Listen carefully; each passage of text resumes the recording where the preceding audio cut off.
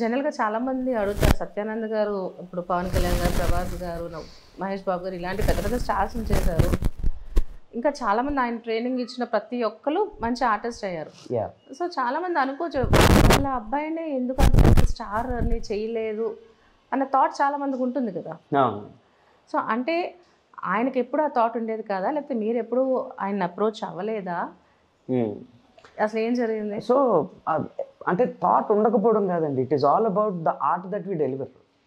ఇప్పుడు ఆయన ఏ కోణంలో చూస్తారంటే, is he capable of doing or no, that is what he thinks about. అదొక్కటే ఆయన బ్రెయిన్లో ఉంటుంది. ఒకవేళ కేపబుల్ కాకపోతే వీటిని ఎలా కేపబుల్ చేయాలి.